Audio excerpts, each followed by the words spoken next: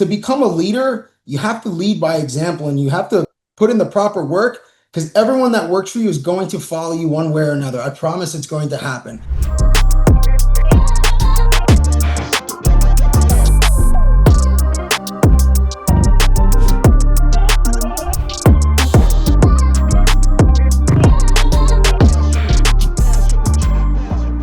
All right, let's get this shit rocking and rolling.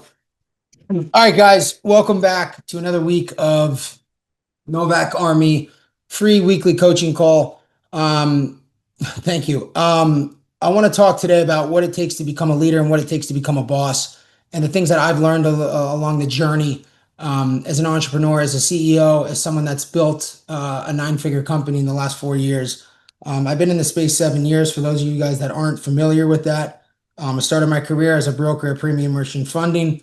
And then once COVID hit, I kind of got into the funding side of things and it kind of just took off right after that.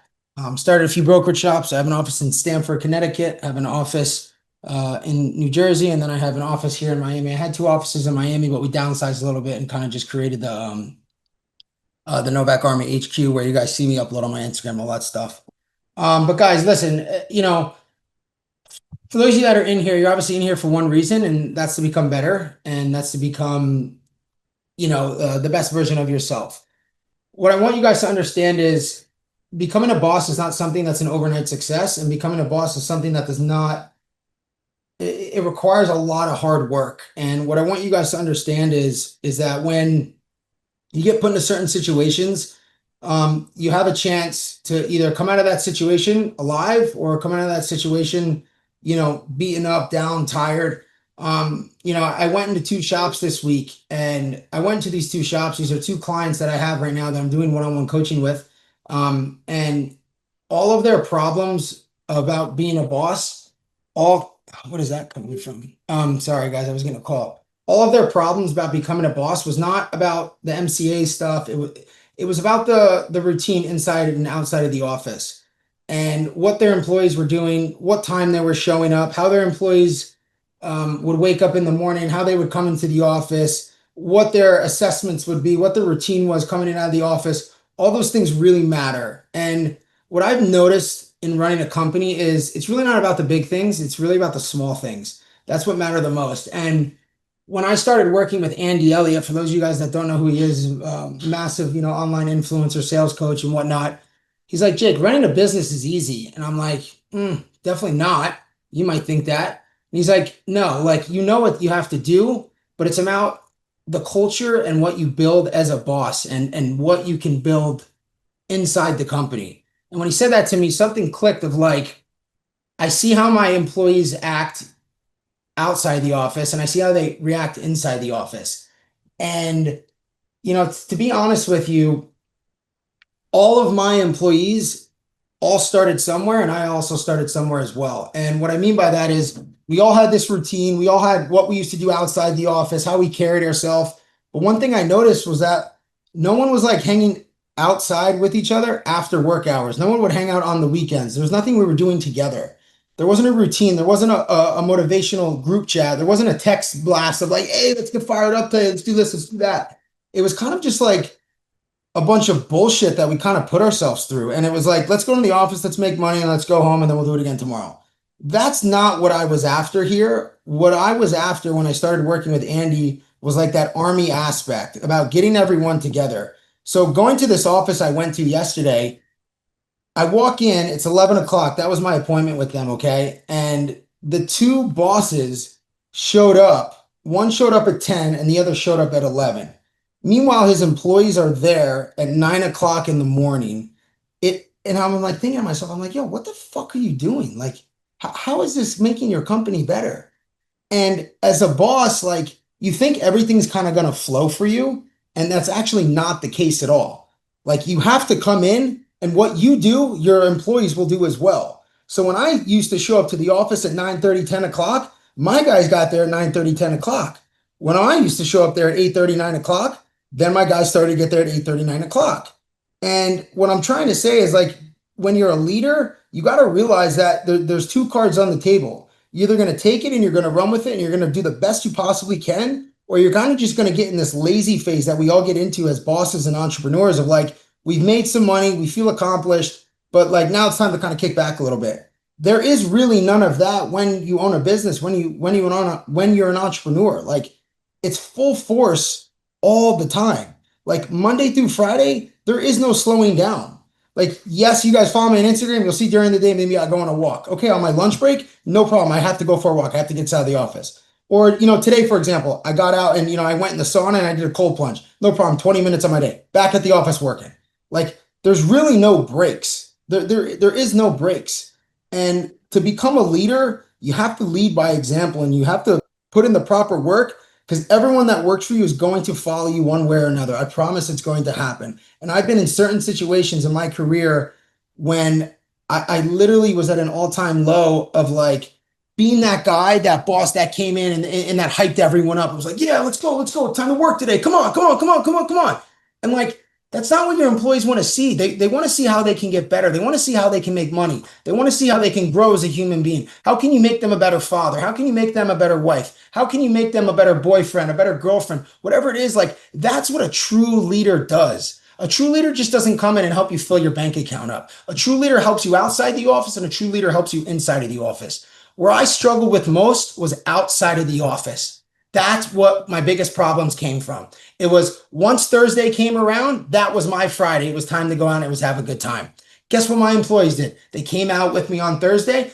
Friday, we come into the office. Everyone's hungover. 60, 70% of the office didn't even fucking show up. No one showed up because I was setting the example and setting this precedent that it was okay to go out on a Thursday night, go drink, because we funded a bunch of deals that week and it was fun and it was awesome and we're all good to go. Come on, no problem. We'll do it again next week. No, fuck that. We have to come in, like you got to give yourself, if you haven't done this, anyone on this call, if you haven't done this, you have to work your ass off for 6 months. No drugs, no alcohol, no fucking vices that you know are bad for you. And you have to just come in and put in the work. Like just do it. See what happens and see how your fucking life changes. And watch how much of a boss you become from that. I'm not talking about just like as that name of a CEO, a CFO, CRO. Like I'm not talking about just the name. You want to become the best version of yourself, a true boss. Do what real bosses do. That's not going out. That's not taking an hour and a half lunch break when you know you have a 45-minute lunch break. Oh, let me push it 15 more minutes. No. You guys don't want to become bosses. You want to become the fucking top earner that get the guy to the next fucking level. Like, dude, you got to do what real bosses fucking do. Get your shit together. Like, grow the fuck up. It's that fucking simple. And when I went to this office yesterday, I'm sitting down and dude, these kids are all like 23 to 26 years old. And this office is great. They're doing awesome. They're funding $3, $4, $5 million a month. They're in the right path. But if shit fucking doesn't get fixed at that office and they don't fucking start showing up on time and doing the right things outside of the office, that office is going to go from this all the way back down to this. Because their culture outside of the office and the way they act and what they think is okay is not okay. And everything we do as a sales broker, because pretty much everyone in here is merchant cash advance related, you guys think it's okay to show up at 9:30, 10 o'clock. Guys, this industry is so competitive. And there's a reason why people are making $100,000, $200,000, $300,000 a month in this space. Because they're showing up at 8 o'clock in the morning and they're not leaving till fucking 7, 8 o'clock at night. And they do that for 6 to 12 months. And then guess what? The following year, their book of business is huge. They did the right thing. They worked their ass off the year before. Now they can sit down, not chill, but now it kind of just flows for them. They're in a flow state mode. Okay? You guys need to understand what a flow state mode is. What I mean by that is things are on cruise control now because you put in the work. It's not always going to just be freaking, it's not going to be like that. You don't want to work like that. There's a difference between good stress and a difference between bad stress. Good stress is working out, going to the gym, going on a walk, doing things that get the brain going, making you feel good. Bad stress, unfortunately, is merchant cash advance or sales or anything that you do that kind of stresses you out. But that's why we have to equalize it out and we have to figure it out. No one can work for 10, 15 years straight at the level that we work at in this merchant cash advance space. It's very stressful. It's a lot of hours. It's a lot of bullshit. It's everything. It's built up. It's crazy. But the only way I can deal with that is if I have a good outside life. If I have a good routine Monday through Friday. My life became more stressful week after week after week. The worse and the more I used to go out, it became more and more stressful because the shittier I felt showing up to work on a Monday, on a Tuesday. And then what happened? I lost employees. Circling back, leading by example. That's not what bosses do. You guys might think that a real boss is the cool boss that buys everyone the bottles, let's say, let's go to the club, let's go on this vacation, let's go gamble, let's go have fun. Okay, no problem. You do that once or twice a year. You go have fun, have at it. But for you guys to do that 12 months out of the year and do that every single weekend, maybe take one weekend off here and there, like you're not getting anywhere. You're working to spend your money. No one's going to remember the guy when he fucking dies that was like, yeah, this was the cool guy. I used to buy everyone bottles. This is the homie that I used to hang out. He used to fucking spend the most money. No one's going to remember you for that. People are going to remember you for three things: having a good heart, being a good person, and someone who cared. That's what people are going to remember you by. And at one point in my career, one point in my life, I was the person going out. I was the person paying for the tables. I was doing this. I was doing that. It was so much fucking nonsense. What, I'm creating memories with people that I don't even hang out with anymore? They're not even bringing any value or any positivity into my life? How is that making me a better leader? How is that going to grow my company? How is that going to get me to retire by the time I'm 35, 40 years old? It's not. I was losing employees. I was becoming the worst version of myself. And as a leader, I had to just put my foot down and say, fuck this, I'm done. There's a lot of people out there, and there's so many people that have this like conclusion of like being a boss is the one that makes the most money. Hate to break it to you, that's not the truth. I have employees that make more money on me on a monthly basis at times. I have to deal with freaking everything. I mean, everything is a boss. And it's fun. I love being the boss. Not everyone can be a boss, but it takes a boss to do boss ass fucking shit. You guys got to realize that. You want to be a leader or you want to be a boss. It's two different things. A leader is someone who leads the team, pushes everything to the finish line, gets the job done. A boss is someone who has to clean up the mess and fucking go through the bullshit Monday through Friday. That's what a real boss is. But all of you guys in here are constantly thinking that what you're doing outside of the office is making you a boss. It's not. It's actually making you a fucking loser. It's really making you like a piece of shit. Like you're not cool. What you're doing is not benefiting your life. It's not benefiting the people around you's life. You're bringing people into it that are still in their early point of their career that could potentially have a very, very great career in the MCA space, because you're bringing them into this process of like the old school Wall Street scene where it's like, yeah, happy hour, let's go have fun, let's go pop bottles, let's do this, let's do that. Guys, there's so many better things in this world to do than go out and just have memories. Well, actually, sometimes you don't even fucking remember because we get so fucking drunk. Like there's so many other things you can do. So many other things you can do. So, that was only 15 minutes of me shooting the shit with you guys. But, that's really, how do I say this? That's really like what it comes down to is, are you willing to sacrifice everything that you've built and everything that you worked for to just like kind of go out and just waste it all? Like, is it worth your time? Like I talked about this last week about making tough choices and having vices. And every single entrepreneur and every single person I talk to that wants my help, that wants me to coach them or get them through a tough time in their life, I say to them, this is the first thing I say. I say, write down 3 vices. Give me your 3 vices right now that you're struggling with. They write them down, and I say, take this fucking piece of paper and throw it away and never look at it again. And if you look at it again, you know you have a problem. It's that simple. It's that fucking simple.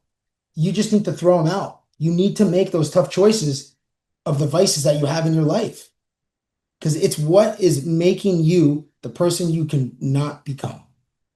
You guys all want to grow up. We all want to be successful. We all want to be rich, wealthy, fucking break our bloodline, all this cool shit. You still have these vices. You're still hanging out with these bad people. You're still going to the club. You're still, hanging out with these people that say, oh yeah, let's go do this. And then before you know it, you go to dinner. And then after that, it's the club. They dragged me there. No, they didn't drag you there. You dragged yourself there, because those are vices that you can't control. And you put yourself in that situation. And that's what's literally making it so you cannot be in the position you want to be in. 1 month of going out having fun, doing things that you shouldn't do, having the vices you should do will set you back 3-4 months. Easy. Think I'm fucking crazy. I'm telling you right now, it will set you back 3 to 4 months. I've been through it. The last 6 months of my life has been fucking hell. It's been hell. And I'm finally starting to get back on the bandwagon and rock and roll. I really am. But it takes a real boss and a real leader to do fucking boss shit, like I said. And I just knew that I had to, I had to put a stop to what I was doing. And, I was putting myself in certain situations that was making me uncomfortable. And I know that I threw this Jake away a long time ago. I threw that Jake away a long time ago. And this is not the man I am. This is not the husband I want to become. This is not the father that I can be. That's not who I am. I threw it away. It's done. It's not going to happen. There's a lot of other things I could say on here and a lot of other people I could call out and I could blame this person. I could do that. Fuck that, man. I'm me. I look at myself every day. It's me versus me. It's you versus you every day you look in the mirror. No one else is going to save you. No one else is going to help you. Your mommy and daddy can only do so much. Your brothers and sisters can only do so much. It's you versus you. That's it. Of course you can have some help. There can be people that support you. But like, are you going to do it? Are you going to be that person that fucking gets better? Are you going to wake up and smell the fucking coffee? No one's going to say, hey, it's time to go to the gym. It's time to wake up today. No, you're battling this. You're battling your mind. You're not battling, oh, that person's getting up before me. I need to get, no, dude, you're battling you. If your fucking alarm goes off, don't fucking snooze it like a fucking bitch. Fucking pick up your phone, turn it off, and get out of bed. I'm sorry to break it to you. Sleeping 10, 15, 20 minutes extra is not going to get you to where you want to be, and it's not going to fucking make your day more productive. The reason why you're tired is because the shit you're putting in your body and the shit you're doing on the weekends and the shit you're doing through the day. It all circulates into one. All circulates into one. That's it, guys. That is it. Let's open up a Q&A here. I've been going for 20 minutes now. Let's get after it. Let's get active. Let's get live. Let's get some guys on here. We got some Q&As going. Ask questions, guys. Please ask me questions. I'm going to throw on Greater Merchant. Sure. Bring them up. Let's go.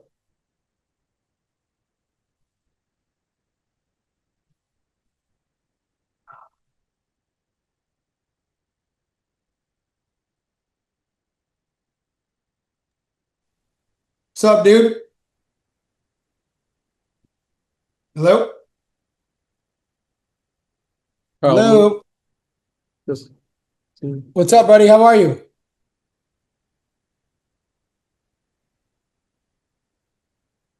My fault. Can you hear me? Yeah, I can hear you now. What's going on, man? How are you? Hey, what's going on? How you doing? I'm good, brother. Thanks for hopping on. I really appreciate it. Definitely, man. Definitely a supporter. I know what you guys have done. Love to see winners win, man. Appreciate that. Same goes here, brother. All right. So, during your first year of business, you know how we're mostly a Jewish oriented space. How did you retain your employees when going through those holidays, especially when they're not used to the culture and dealing with the gap sometimes with payments and stuff like that? How did you retain your employees during those gaps and times of year? Or how did you handle that? Are you saying how did I retain my brokers from pushing through those days because everyone took off? Or are you saying that, that's what you're asking? Correct. I mean, bro, it's a simple answer. Like it's overtime. It's time to work. Like everyone is taking off. Their merchants aren't getting called as much. Your deals are not being called as much. Like, why would you not want to work when no one else is working? This is when it's your time to shine. Take everyone's shit. Like that, you know what I mean? Like if your employees want to take off because it's Jewish holidays, they're just weak motherfuckers. Like those are not meant to be employees at the end of the day. Those aren't your people, bro. You know what I'm saying? Does that make sense to you? I don't mean to be so frugal about it, but like that's the God's honest truth. Yeah, I understand. I understand. Not everyone, especially when you have a well diverse like office and people are not used to dealing with the culture. It's kind of hard to explain to them, like when they know that the regular banks are open, but it's holiday time. It's kind of hard to explain to them, like, look, it's a Jewish holiday, so it's. I went through a rough patch. This is actually going to be my first fiscal year next week in the business. and I went through a rough patch. And a lot of guys left during that time, you know, because things slowed down drastically, and I had to improvise, you know. But not everyone takes on, you know, certain high risk deals that you know some of the guys out there, and you know. Listen, you got to have a game plan and a backup plan. Like, you should know that if Jewish holidays are coming up, you have to have good relationships and strong relationships with people that are not Jewish. You know, you have to, you know, circulate around that, and you have to, you know, do a little 360 spin for a second, be like, all right, this is what we're going to do when there's Jewish holidays. And when our, you know, the Jewish lenders are back, we're good to go, and we'll be rocking and rolling with them again. But, you know, your employees, along with yourself, I'm assuming you own the shop. You're the boss? Yes, correct. Okay, so it's your job to navigate around that and make sure your employees can eat when the Jewish lenders are out. Like, you know, my employees are not Jewish. I have nothing wrong with Jewish people. I have Jewish partners. But when Jewish lenders are out, it's our time to shine. Like, it's time to put in some overtime. And now we, you know, get a look at some deals that, you know, sometimes maybe we don't get a look at. You know, like you have to navigate around that. But brother, like I'm saying, like, you're the boss. You're the one that sets the president up. You're the one that's saying, hey, we got to do this, we got to do that. They're going to listen to what you said. And if you say take off during the Jewish holidays, they're going to take off. If you say, hey, we got to sign up these lenders because these guys aren't Jewish, then you got to sign up those lenders and make sure your employees get paid and you make money while those holidays are going on. But also, at the end of the day, that's still a little, you know, it's kind of an excuse because, you know, not everyone in the industry is Jewish. You can, you know, there's a yes, I'd say 60-70% of it is Jewish dominated, but like, you can work your way around it and you can figure it out. If you really want to make money, you make money. If I put a gun to your head right now and said, hey, if you don't make $10,000 today, you're dead. What are you going to do? Understood. You're going to make $10,000, right? Like, you know what I'm going, you see where I'm going with this? Like, you got to make sure your employees have a full plate every single night. There's no other option around it. They are your family. They are your people. You make sure that they are taken care of Monday through Friday. And what you do, they will follow and they will listen. Straight up. That's it. Understood, man. Understood. Hey, keep winning. I appreciate that, dog. You too. Good luck with everything. No problem. You got it. All right. All right. All right. What do we got? I don't know how the hell I made it here, but really needed this. Been stuck in the same cycle with the same vices, doing the same shit and changing nothing. I love that. Diller or Dialer, why don't you hop on here, bro? Okan, see if he comes on here. I don't know if he's on here. Let me see. I would love to get him on here.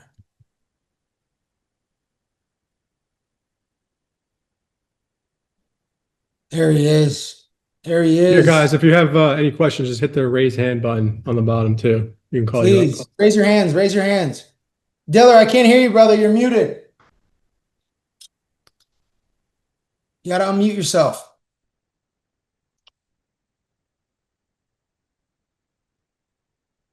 He said he's in a meeting. Okay, so then hop off. Don't join the call, my brother. Appreciate you hopping on. I got an I know iPhone. No. He's in a meeting, but he said he's listening to me. He's a panelist, so you got to just kick him out so we can get someone else on here. Okay. Guys, any questions? You want to raise your hand? Does anyone else want to come on? Yo, Yo, what up, G? Introduce yourself. I can't see what's you. going on? My name is Dan. How are you? Dan, where are you from? I'm from New York. New York. Okay, you work at a shop? You in MCA? Yes, I am. I got a love that. question Talk for to me, you. brother. Sure. All right. So when you have, let's say, a large book of clients, right? Yeah. What do you think the best way is to stay on top of all them? Oh, If you no. have like a large enough book to where you can't call all them in one sitting.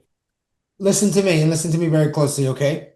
You want to make money in this space and you want to be the boss of every single deal. I don't Yes, care sir. how long it takes you. You will not, and I repeat, you will not be lazy. Lazy.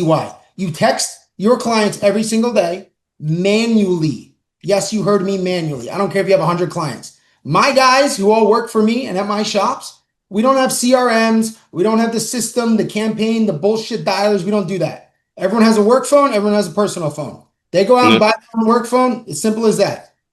Their clients that they fund or they're trying to follow up with or they're trying to fund, they text them every day. Good morning. How are you? If it's a Monday, hey, Scott, what's going on? Hope you had a great weekend, brother. If it's a Friday, hey, what's going on? Hope you have a great weekend. I don't even care if they answer you. You want to retain clients? You want to build a book? You want them to call you when they need money? They need to see that. What's your name? I apologize. Dan.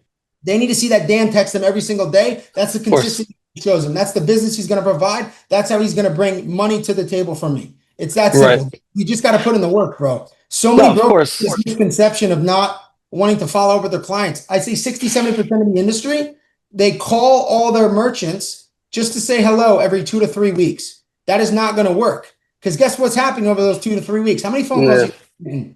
What do you say? 300, 400, 500 phone calls.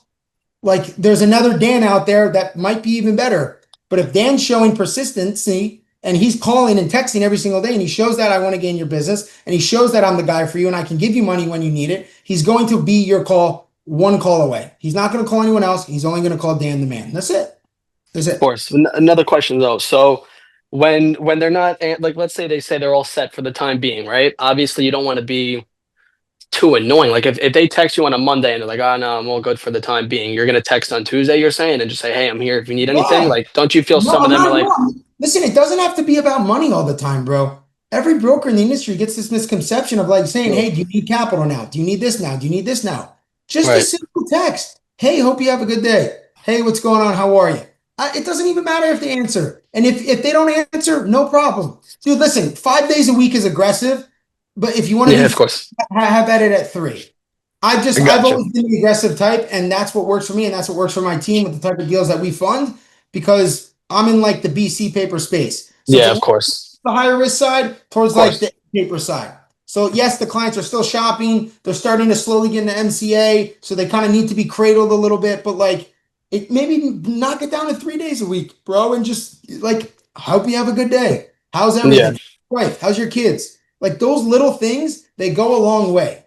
Like if someone's going to text me, for example, at JP Morgan Chase, all right, I'm a private client there. If I need to make a transfer to an account, I text my banker and he tells me what I need. Every single day, he emails me a report of what's in my account, yada, yada, yada. I don't always answer.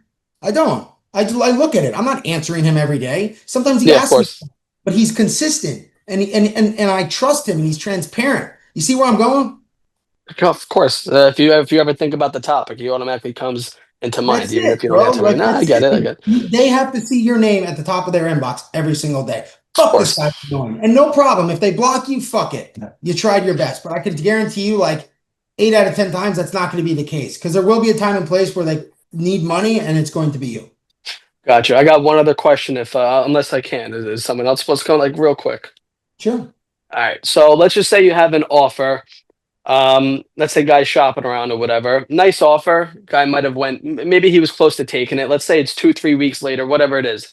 How often do you hit those people up? Because if you're getting a bunch of offers, I'm sure obviously it's not 100% close ratio. So a lot of deals are falling to the side. That obviously happens naturally.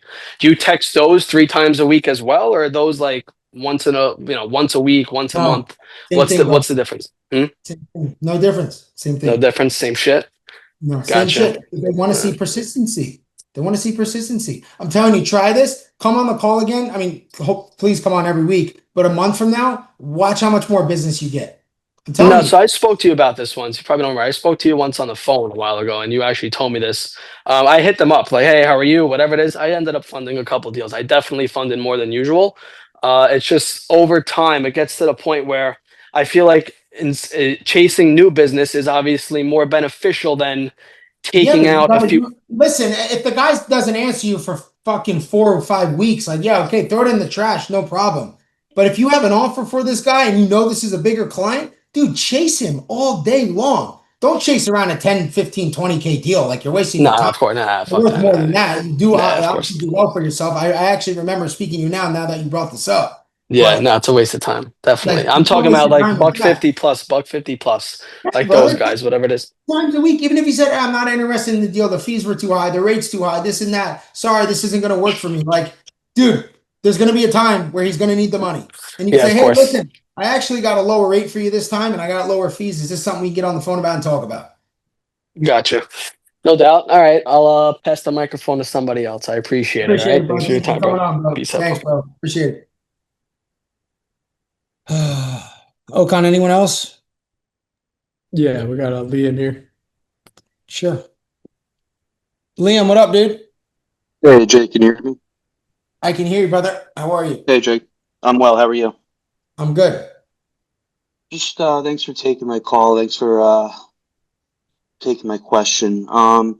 Curious if you can give any insight, maybe something a bit more or different than what you've kind of put out there in the group. Been doing this for some years now, about like 7 years of experience, worked in a couple of different shops, and now I've been running my shop for just shy of 2 years now.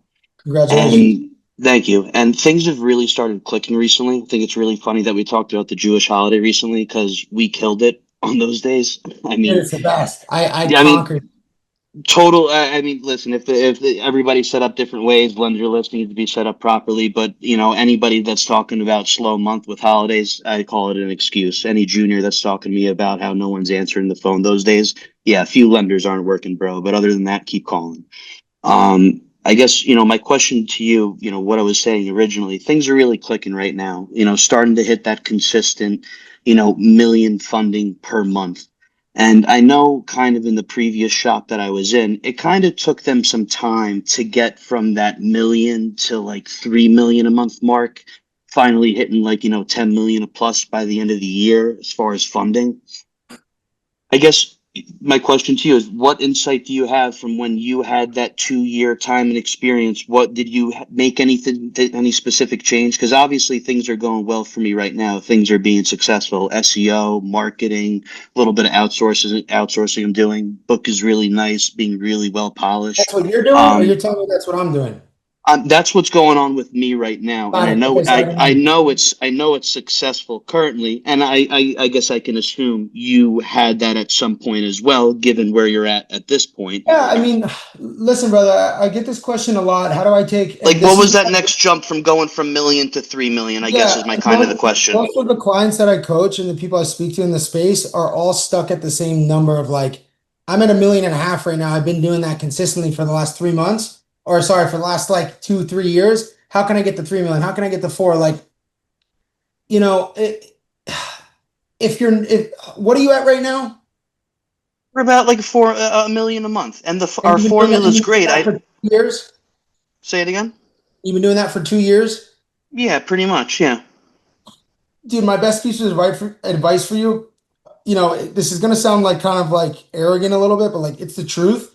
You've got to switch up some of the stuff you're doing in your back office and probably some of the leads that you're getting as well. And also another reason why you're probably not funding more is because your reps that you have are not doing well when it comes to the renewal aspect of things. I'm sure you have renewals. I'm sure you have clients that you've been funding for quite some time, but they're not doing good enough numbers. My reps at my shop, we can listen. At one point, I was doing 1 million. I was doing 2 million a month.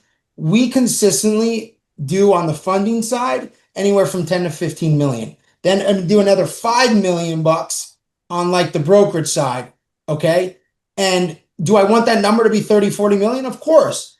Is it going to take time to get there? I think I'm a year and a half away from that. A, I need more capital to do it. And B, I need to bring in more reps and I need to teach guys how to, properly hold renewals better, fund bigger deals, maybe take bigger risks. All that stuff goes into that, equation of how can I make more money. But like if your reps, how's your renewal rate? I mean, renewal rate's fine, but I'm absolutely in agreement with you. I actually just recently got rid of a junior because he was underperforming for quite some time. So that's certainly one thing. I'm actually planning on putting my own capital to use, doing some more funding rather than brokering because I'm kind of in a position to do that now. So I know if I stay the course, it'll certainly grow. And like you said, those few things, those few tweaks will certainly grow it. But I guess, I don't mean to hound you with the question. Oh, What please. like anything that you haven't shared publicly or anything that you know in the back of your mind, like you said earlier in the call, like you just got to grind at it every single fucking day. I'm sure you did that, but did you do like any specific change? Like, did you change the way you did something? Did you purchase I got rid more of out? employees that were just sitting there and fucking doing nothing. That's number one. Sure. Number two, I taught my boys how to fucking renew deals and hold on to them properly. I don't know if you were listening before, but the guy that was on the phone before, texting my clients every single day, knowing when they need money. How many of your deals that you fund, your brokers fund for 300K, you get the file back in fucking 2-3 months later, and the guy took 3 Oh, fundings. all the time. I have a built-out That's- CRM that's that's- constantly that's- saying that's- self-automated messages constantly. Okay, so A, I don't believe in CRMs because a self-automated message is a bunch of bullshit. I believe in real iMessage stuff because then the Right, client but knows- on top of human nature as well, the combination is needed to be ultimate in this space. No, with everything going on, having both going on. Yes, your own work, knowing when to reach out on a human level, but knowing an automated system is important as well. No. I mean, listen, if that works for you, that works for you. All due respect to you for that. That's not what works for me, and that's not what I've built my business on, and it will never work for me. I've tried it a bunch of times, and I fund my own deals, and my reps all syndicate on the deals, and we fund all in-house. There's really we don't send deals out of house. Like one of my partners is Parkview Advance. We send the deals over to Matt over there. Mint, another one of my partners, Mike, we'll fund deals to them. That's still considered in-house for us because we syndicate on the deals. We're so strong and so good at just keeping such a good relationship. Our clients never need to shop anywhere else because we're always there for them. Our clients, when I fund someone $500K, they're not getting stacked up. They're not taking money from other people. Yes, of course, as it happened, I'm not fucking perfect, but there's what you're missing right there. And it's just teaching your reps. And this is when it comes to you being a boss and doing more boss shit, putting in a little bit of extra work to tell them hey guys, if you don't stay on top of this guy and stay in touch with him on a weekly basis, he's going to shop around. I'm assuming you're funding a lot of first position deals, right? Oh yeah, I mean, I'm doing first So position you're funding a bunch MCAs of and then on-deck lines of deals, credits and Affidavits, term you're loan funding stuff a as bunch of well. Credibly, Fora, all those types of deals.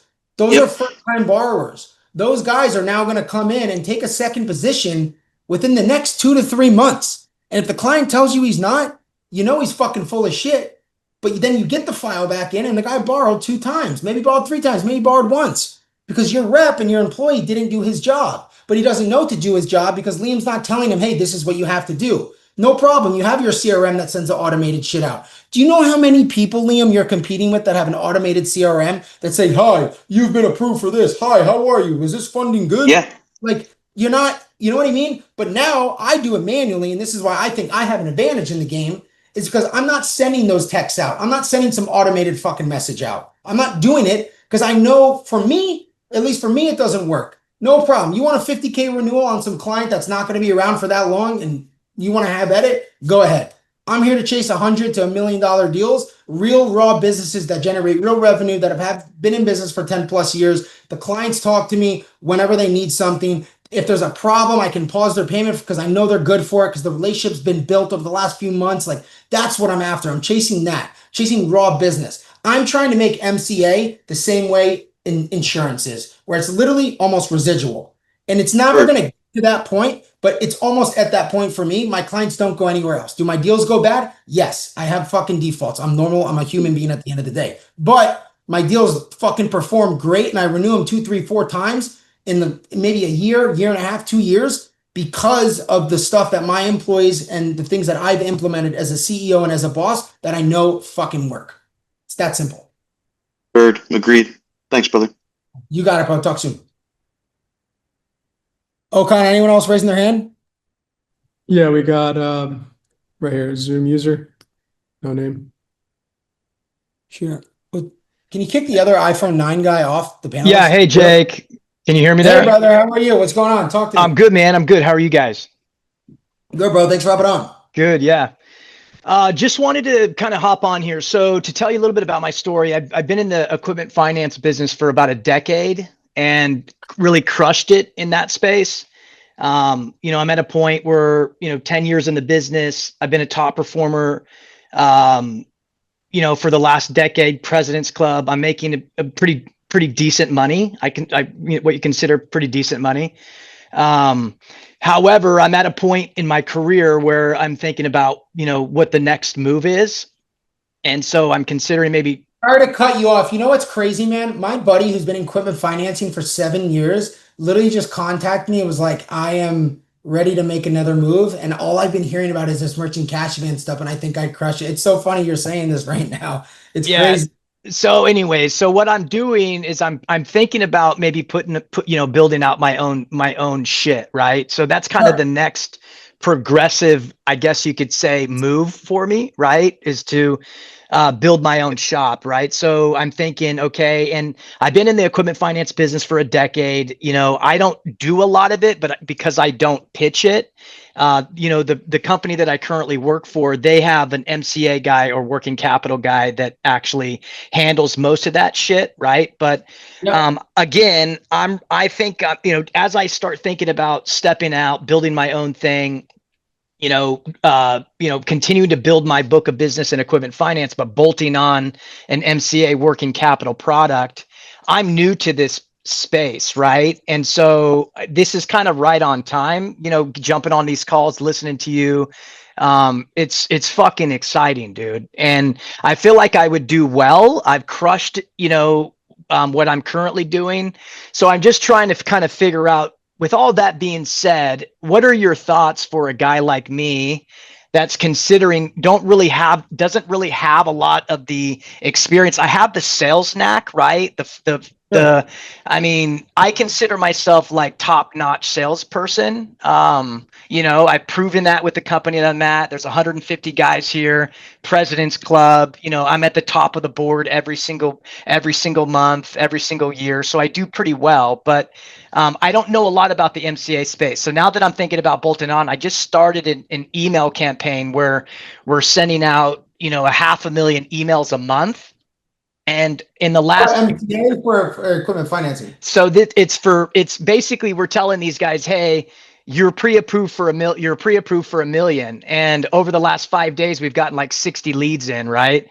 And so now Yeah, you tell me I'm pre-approved for $1 million. I'm gonna answer yeah, too. no, but we've gotten like in the last, since we started the campaign on Friday, today's Wednesday, we've gotten like 8 or 9 apps in, right? So I'm just trying to figure this whole game out. So what are your thoughts with all that as I consider to bolt on MCA working capital, that product, to what I'm currently doing with equipment financing? Sure, brother. You know, you don't have to answer this, but it will help me a lot. How much money have you made on a yearly basis in the equipment financing space? How much have you earned in a year? So greatest year in equipment finance has been 380. Okay. So I have guys in Cash Advance, guys that I know that are brokers that probably don't work as nearly as hard as you because I see how passionate you are about your job and I see you're a raw salesman. I can just hear it in you. These guys are clearing $1 million plus.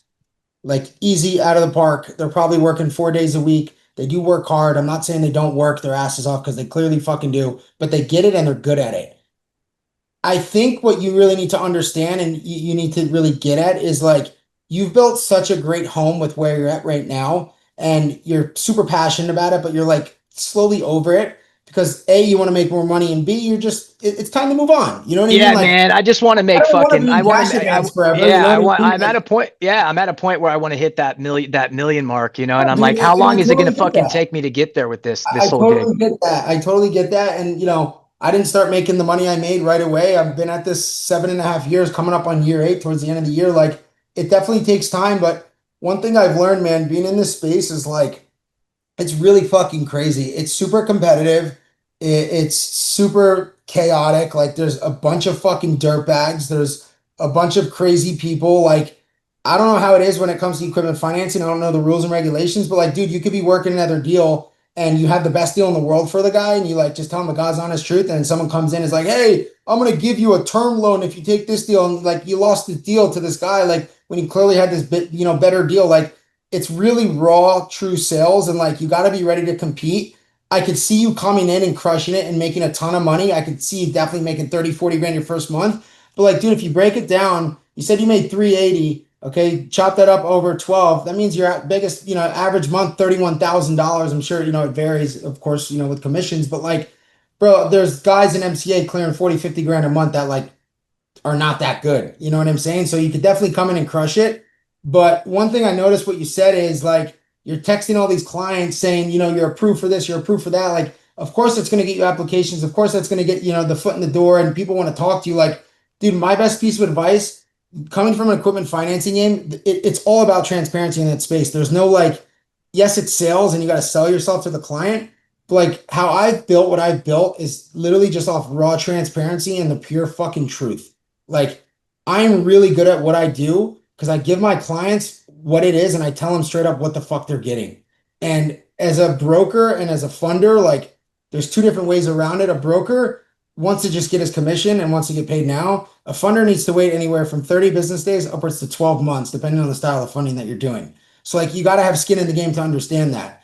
And from a brokerage perspective, would I tell you to get into cash advance? Yeah, I would. I think it's really good for you at a point in your career right now. I think it's awesome. But my best piece of advice to tell you is, like, dude, just be ready to, like, want to quit and give up within like a 2, 3, 4 week span.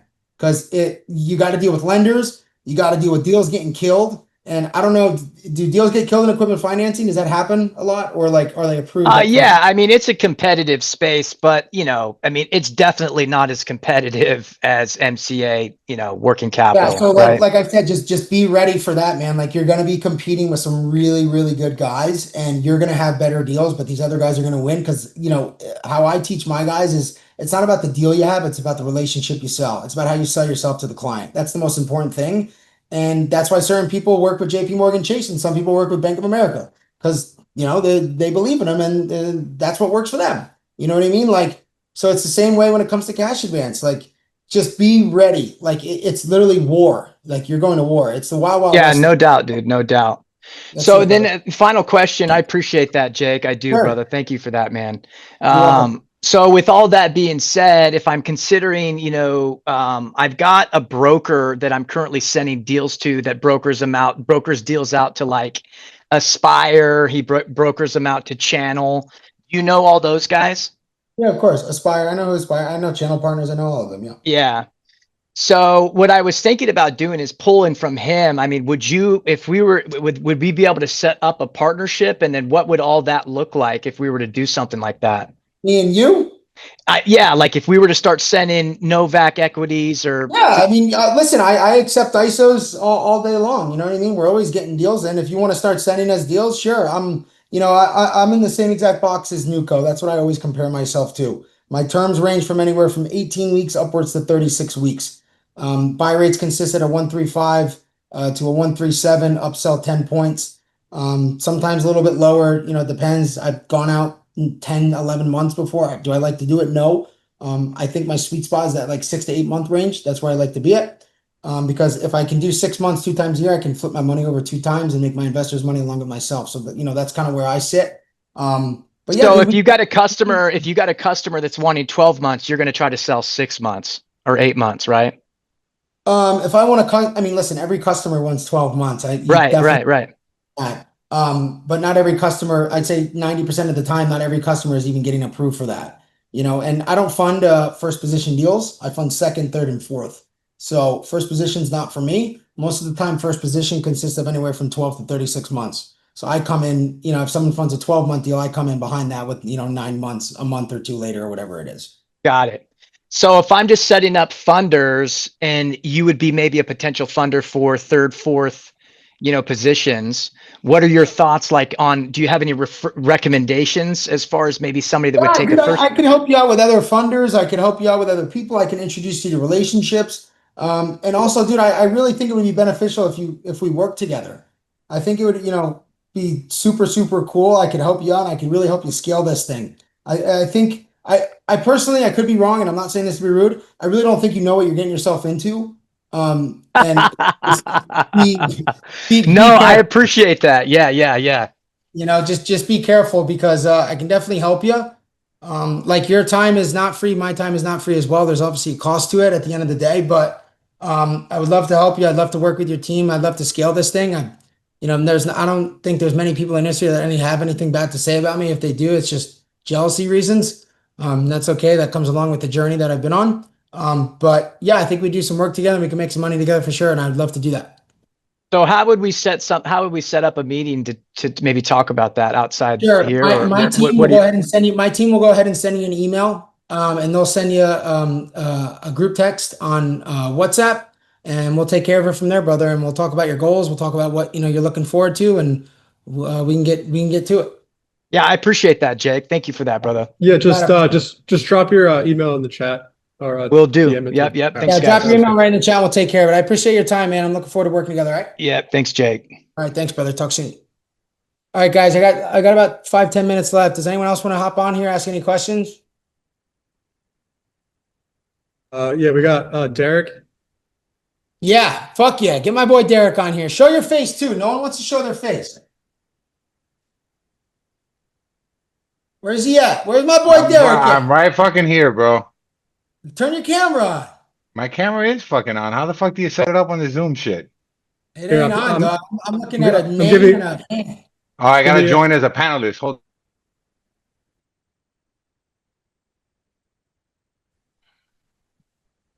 Can you see me now? I cannot see you now. No. Oh, hold on, camera on. There we go. My boy's live. There he is. What's up, bro? What's going on, baby? Guys, for those of you that don't know, me and Derek work together. Derek's part of the Novak Army. He's one of my clients. I came in to Derek's office Tuesday or no, Monday. Monday. Monday, and we crushed some shit. Derek, why don't you tell them what we did and kind of what's going on and how things have changed and kind of what the goals are for you the next few weeks? Yeah, absolutely, man. So, look, Jake came in. What he says is what he does. Like, he's real, he's raw. He's gonna call you out. He's gonna call you on your bullshit. He's gonna tell you what you're doing wrong in his opinion, whether he's right or wrong. At the end of the day, if he's making more money than you, I'm gonna fucking listen. So when he came in here, he said a couple things, talked to us, called us all out, gave us compliments on certain things or whatnot. But the energy he brings into an office is infectious. My guys were on 1,000 for the rest of the day. The next morning, same shit, and now it's on me to kind of continue that trend and stuff and keep up the energy because at the end of the day, Jake can help, but it's not Jake's shop. But yeah, Jake came in here and so far so good, man. Yeah, Derek, you don't mind if I talk about some of the issues you were dealing with, right? Nah, bro, open book. So Derek has been in the MCA space now since 2012, guys. Derek hit me up, said he wanted to work together. And I was like, dude, I'd love to help you. He told me his positives, he told me his negatives. We weighed some things out. I came in there, and Derek's problem wasn't his experience in the space. It wasn't him as a person. It was just kind of, I think, everything that's been built up and everything he's been through being in the MCA space. And he kind of forgot what his true territory was and kind of truly didn't really think what he was doing was working. And it obviously wasn't working that great, but it started with a few simple things. And essentially what we did was I came in, I sat down with his guys. They told me what Derek was doing wrong, and I told them what Derek was doing wrong. I called him out as a boss. I called him out as a leader. And I said, hey, listen, like these things have to change, or you're not going to be able to recruit more people, or your employees aren't ever going to change. He had his head guy, Tony, come up. He talked to me. We worked some things out. I'm sure Tony's been on fire since I came in there. He's been crushing it. And, it's not always about the MCA business, guys. It's not always about what you're doing as an employee. And all of Derek's employees, pretty much, they weren't waking up and going to the gym. And next day they came to the gym with you, right? At crackhead hours, because I go to the gym at 4:15 in the so morning because I got a gym, 5-year-old. that's fine. But they came. It's little things like that. It was a routine that we had to get his employees in. The way they were following up with clients, maybe some of the systems he was using, how they were hitting the leads, how they were calling them. He had them on a dialer. I'm sure a lot of people in here use a dialer. I'm personally not a fan of it. And I explained that to Derek, and I was like, hey, when you use this dialer system, you're not really able to talk to the client. You don't even know his business. It's just someone that answers. And it's like, here's this raw cold pitch. Like now I need to go into it. So we stopped using the dialer, and now he's able to look up the business. So let's say it's a construction business, Scott's Construction over in, I don't know, Miami, Florida. So we look up Scott's business. And now when we get on the phone with Scott, we're able to talk to him about our business. We're able, where he does business at, who he does business with, because we're able to look it up. We research it. We put in the work before we get on the phone. It's not about how many calls you're going to make, guys. It's about, I'd rather you make 50 calls in a day and get 10 submissions in a day to make 300 calls that were literally a waste of your time. And that's what Derek's guys were doing. And yes, they're getting by, but Derek's been at that million and a half, maybe 2 million here and there mark for years on end.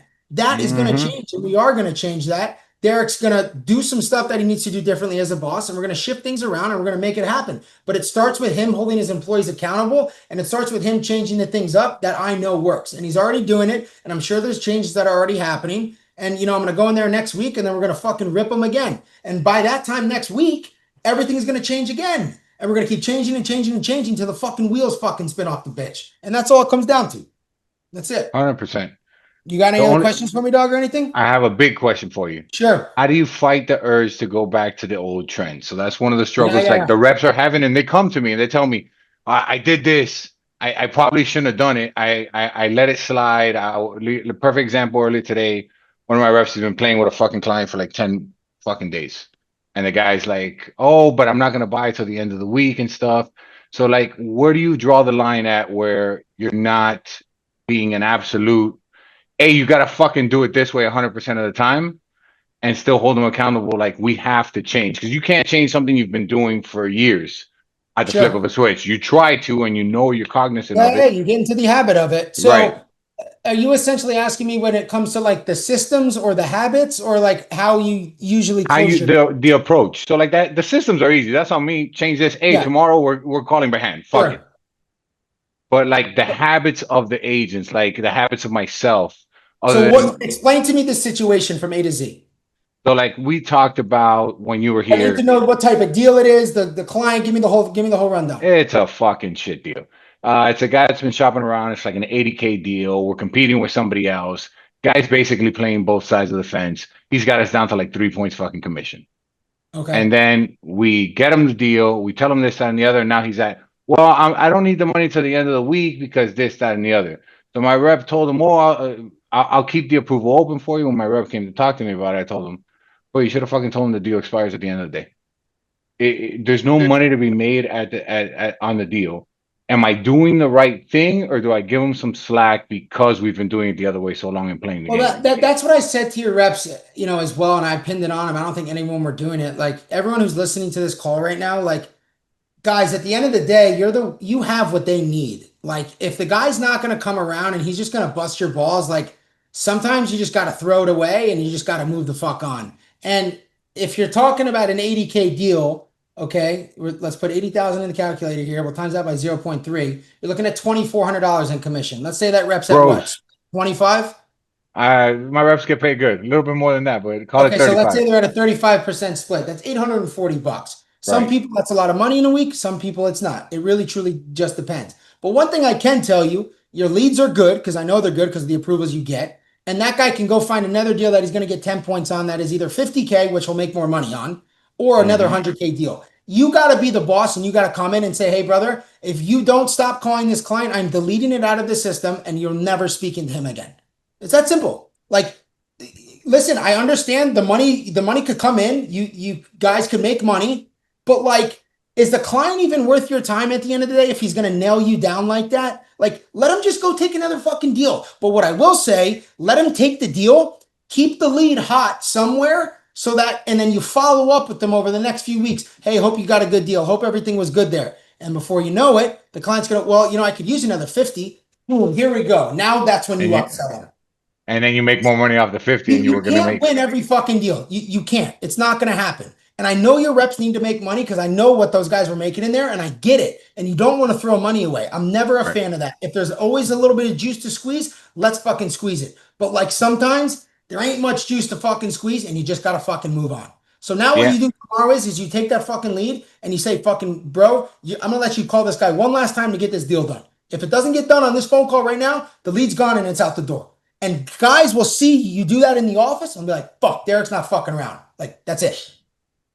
All right. That's good. That's what's up. I mean, bro, I know you want to make the money. I would love to make the money too. $2,400 is great. Like, it's a lot of it's $2,400 at the end of the day. But then I always think about. Imagine him putting in the next 2-3 hours, like over the course of a whole day, he's probably putting in 3-4 hours to try and get this client funded when he can be calling other data that you're paying for, getting a bunch of other clients that are going to gross him 10 fucking points and make your company more money. Right. You're losing out on this, but what are you losing out by wasting your time on this shit that you can get somewhere else? There's other data in there that can be hit with the new ways and the new systems that we're implementing, bro. That's simple. That's it. There you go, man. That's it. Everything else is good. You having a good week though so far? So far, so good, man. Office is on fire, and you are the fucking man, bro. Yeah, I appreciate it, bro. We'll talk soon. You got Enjoy it. your night, G. Later. You too, Jake. Take care, dude. Later, G. All right, guys, I got room for one more in here. One more question. Does anyone have their hand raised, Okan? No, they do not. No, they do not. Guys, any questions? No. Wow, what a good call, guys. Just to overlap. 2 minutes left. We got one more question. I don't know if you want Ah, fuck. Bring it. Let's go. What do we got? Jay, what up, dude? Beast, I'll let you go if I was gonna say Oh, great. no. I see you on here every week, bro. Dude, this was the best. This was the best call, man. Great call. The only thing I was gonna ask you, what's your thoughts? Because you're in Miami. I'm in the city. I'm in the same kind of, vices, membership clubs, scene, all that bullshit. And I'm trying to get out of that bullshit. But what's your thoughts on like Did you just hear what you said? like No, I'm serious. Did you hear what you said? You said, I'm trying to get out of it. yeah, I'm trying to get out. Listen, I've been doing that too. Like, I'm trying to get out of the bullshit. But what's your of trying to like date though? If you still want to date, go out. That still takes a lot of your Bro, time. go to the gym. Find a girl that takes care of themselves. It's not like Miami up here. The girls don't. It's not the gym. The girls ain't the same. It's even better. You don't want girls like Miami. They're all fucking Colombians with fake asses and boobs. You don't want any of these girls. You want real women. There's real women in New York you can find. So I'm sorry. I gotta tell you. No, bro, it's all good, but like, listen to yourself when you just asked me that question. You say you're trying to get out of that scene, but you keep putting yourself back in the scene. Remember how I talked about the 3 vices? You have vices right now in your life, and you're not willing to throw them down the drain because you're trying to date and you're trying to find some girl. You're not going to find your dream girl when you're fucked up. You're not going to find your dream girl when you go to dinner with all of your boys. You're not going to like see her and like, that's not going to happen. We're going to find a good woman is a woman that has good values in their life. Someone that takes care of themselves and goes to the gym. Someone that goes grocery shopping out on their own. That's where you run into fucking good women. I got you. So you could still while you're building the business and working, you're okay with that vice though, instead of the 6 months of just not any of that, but you're okay with the dating or 6 months. Yeah, bro, of course. But like, dude, if you're not at where you're at in your life right now, like what are you going out there to find? Like, you're not gonna, you got to understand when you meet a woman, there's 2 things that she wants. She wants to be loved and she wants you to be there for her. And she wants you to be there for her financially, physically, spiritually, and mentally. And if you can't provide those things, we have a little problem. So let's say over the course of the next 6 months, you're trying to build something out. You're struggling a little bit financially, which I'm sure you're not, but let's all of a sudden say you're trying to build your business and the girl's stressing you out and then you can't build your business. So you see what I'm saying? Like, Yeah. you have to really understand like the situation you put yourself in. You have to find what your vices are that could possibly be affecting your life. And it sounds like living in New York, you're getting sucked into things that you're so used to. And that's why people fall into this pattern and they fucking work till they're 65 because 10 years go by and they're like, holy shit, I just wasted 10 years of my life doing all this bullshit. Now where am I at? Fuck. You see what I mean? Yeah, I mean, I was born here, so it's just Yeah, dude, I get it. Listen, bro, like I'm going through a fucking divorce right now, dude. This shit sucks. It really does. But like, I'm getting through it, and eventually I'll find the girl of my dreams, and I'll get through it, and I'll figure it out. But like for right now, I'm just gonna keep building and doing the things that make me really, really happy and rich inside my heart. And rich inside my heart is not money. Rich inside my heart is being good to my mom, being good to my dad, my sister, the people that I care about in my life, my health, going to the gym, fishing, playing paddle, all the things that make me happy. I know my time will come. I know I'll find someone. I know I'll run into a good situation and I know things will come my way, but I can't force it. And when I put myself in certain situations that take me back, remember what I said? You go out for a few weekends in a row, it's going to push you back 3-4 months. That's the God's honest truth, man. It really is. Because those fucking 1 month that you wasted going out and hanging out with people that don't mean anything to your life aren't helping you, helping you become a better person. Everything else is going down the drain. You're just wasting all your time. Like really stick to your guns, bro. And like, just sit yourself down and write down 3 vices. Do it right after this call, please. Write down 3 vices you have. Look at them and say, I need to stop this. Watch the 360, what happens in your life. It all spins around and turns around. You'll see it. You'll see it, bro. I dealt with it the last 6 months. I started to go out again. I started to have some fun because listen, I got divorced. I was fucking married since I'm 21 years old. I wanted to go out. I wanted to meet people. And I remembered that's not who I am. That's not the person I am. I'm not this person that goes out anymore. I got people's fucking bank accounts to fill. I got mouths to feed. I can't take care of this. I pay my mom's rent. What happens if I go out and get fucked up and I lose my business? Then what? My mom's homeless? Get the fuck out of here. I'm not fucking doing that shit. There's no way. You know what I mean? Listen, as I've gotten older, I'm a little older than you. The money's cool and whatever, but less is more in life. Less is more. 100%, bro. Money's a piece of paper. They fucking print it. You can literally fucking you can go get it. It's always gonna be there. But this is not. I got you, man. You got a good mindset. I appreciate it, man. Great call. Shout out to your mom, by the way. That's pretty dope that she's I on here. appreciate that, bro. Thank you. I think she's on the call too, but I appreciate you for hopping on, bro. Thanks again. All All right, right. brother. I'll let you go. Talk Thanks, soon, man. G. Peace. Guys, thanks again for hopping on. All you guys are awesome. I appreciate the support. I appreciate, everyone tuning in. It was a really good call today. I'm looking forward to it. I'd love to, coach some more of you guys, get to know you guys, talk to some of you guys more. You guys are more than welcome to do one-on-one coaching with me if you want. And if you don't want to, no big deal. No harm, no foul. I love hopping on here every single week and giving you guys, the raw, good data and, real life experiences and things that I go through. And that's why I come on here. This is me getting it out and talking to you guys with stuff that I go through. So I do appreciate it. And I do appreciate once again for tuning in. Thanks so much. And I'll see you guys next week.